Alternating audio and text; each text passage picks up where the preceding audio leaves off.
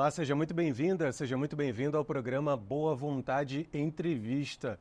Olha, hoje nós estamos recebendo aqui na Boa Vontade TV, uma vez mais, o professor Carlos Nobre, ele é climatologista.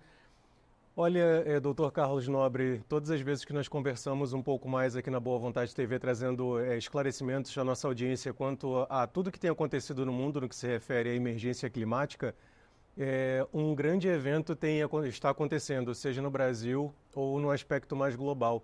E não é diferente agora com essas queimadas de grandes proporções que estamos vivendo no país. Seja muito bem-vindo. Muito obrigado por atender a equipe da Boa Vontade TV. Eu que agradeço a Boa Vontade TV, é uma satisfação, sem dúvida, conversar com vocês.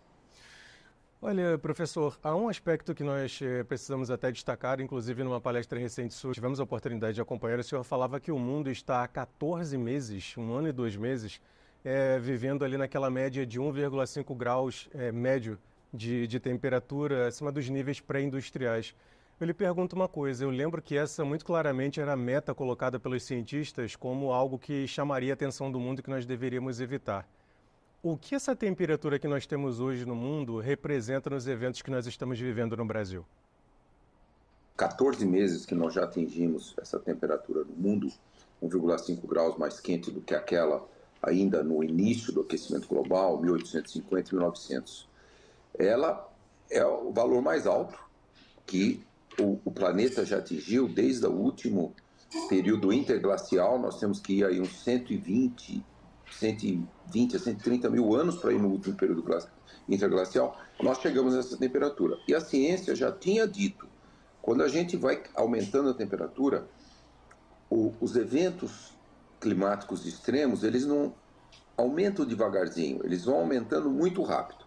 Então, ondas de calor, secas, chuvas extremas, incêndios florestais, tudo isso está aumentando de uma forma muito rápida. Bateu esses extremos, bateram todos os recordes agora, nesse 2023, 2024. Então, essa é uma preocupação muito grande, porque a ciência indicava que nós não podíamos passar disso, mas que talvez a gente, se conseguisse rapidamente reduzir as emissões, poderíamos ficar nessa temperatura e não mais do que isso. Mas é muito preocupante que já nesses 2 anos, já estamos chegando, ainda a ciência não consegue dizer se vai permanentemente ficar nessa temperatura ou passar dessa temperatura. Nós precisamos esperar aí agora a ciência avançar muito para explicar por que nós chegamos tão cedo nessa temperatura. A ciência vinha dizendo que se continuássemos com as emissões, poderia chegar pela primeira vez, 1 ano, a 1,5 graus mais quente em 2028 a 2030 e permanentemente lá por 2033, 35. Se a gente chegar agora, o ano que vem ficar quente também, pode ser que fique permanentemente.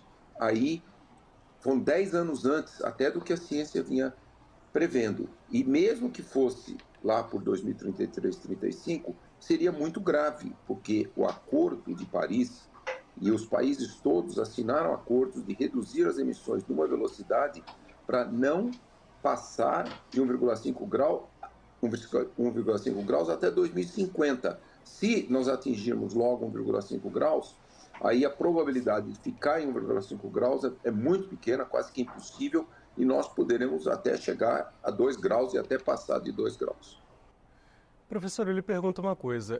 O fenômeno do El Niño, tão falado pela comunidade acadêmica, pesquisadores, já conhecido da população como um todo, ele tem essa questão da potencialização da elevação das temperaturas. Agora, possivelmente no mês de outubro, novembro, teremos o fenômeno que é, digamos, oposto, o Laninha.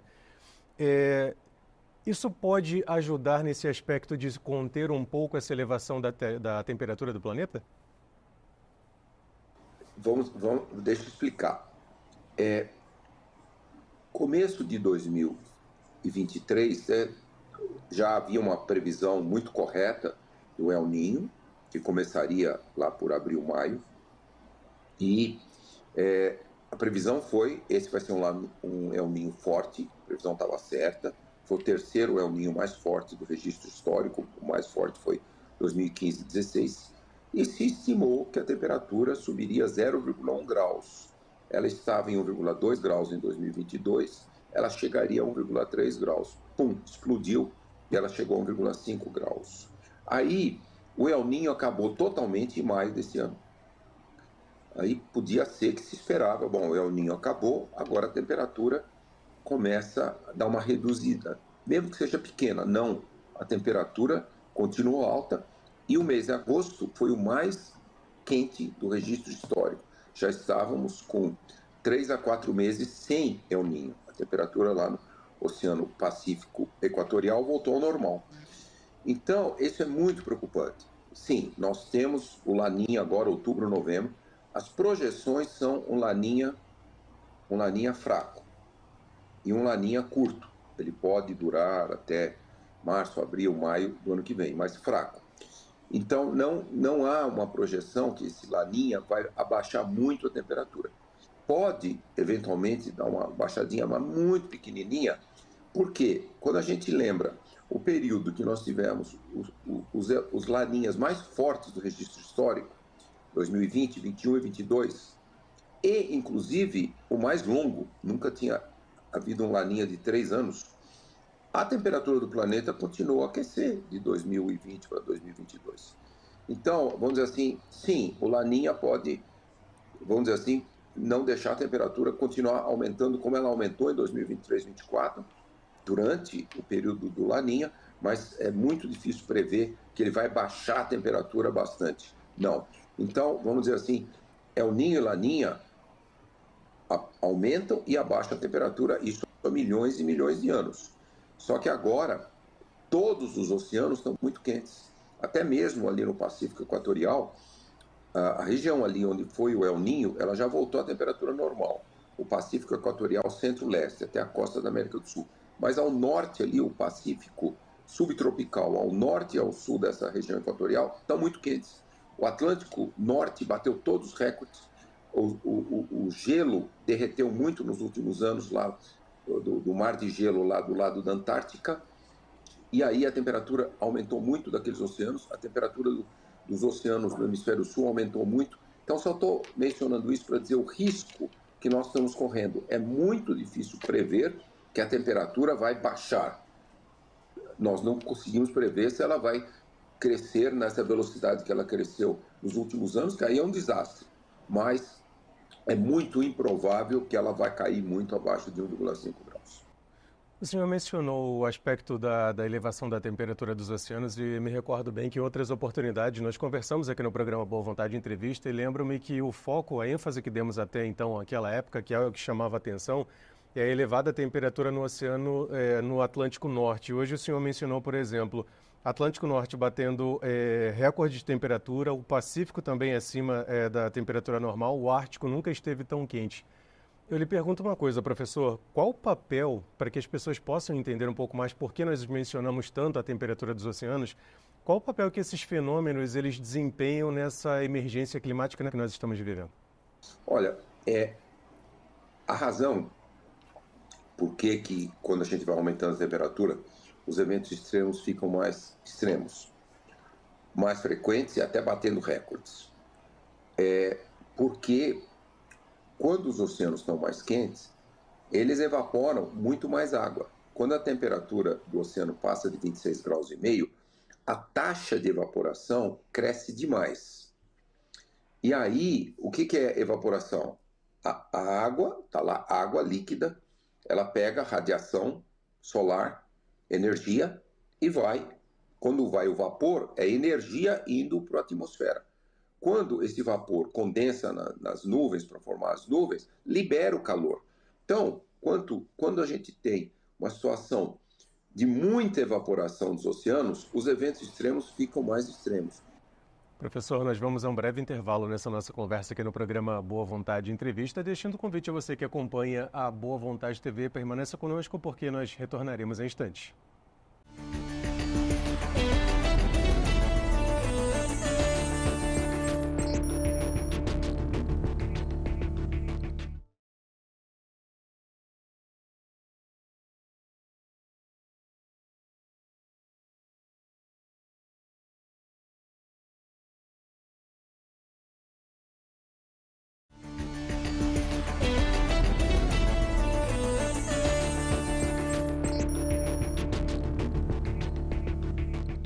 Estamos de volta com o programa Boa Vontade Entrevista. Hoje nosso convidado é o professor Carlos Nobre, climatologista.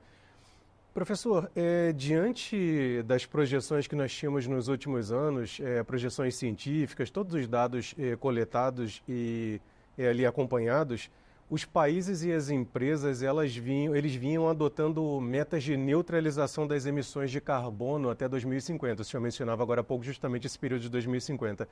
A minha pergunta para o senhor é a seguinte: dentro do quadro atual que nós temos, não somente no Brasil, mas no mundo, essas metas elas atendem à realidade atual?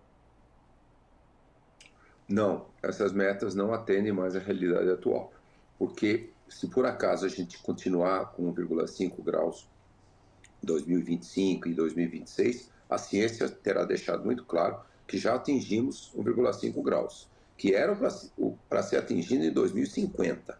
Então, se nós continuarmos com as metas do Acordo de Paris e depois da COP 26, 27, 28, que é reduzir 43% das emissões até 2030 e depois zerar as emissões líquidas até 2050, nós dizemos emissões líquidas porque alguns tipos de emissões que nunca ficam zeradas, né? Por exemplo, a agropecuária, ela sempre tem emissões e também, por exemplo, só para dar um dado, o boi faz fermentação entérica e arrota metano. O metano é um gás super poderoso de aquecimento. Então, lógico, o consumo de carne continua e vai continuar aumentando no mundo, os bois vão continuar arrotando metano, por mais que há técnicas também de uma pecuária que faz até a diminuição, mas isso sempre vai ter. Então, em 2050, a gente tem que ter muito poucas emissões, por exemplo, zero da geração de energia,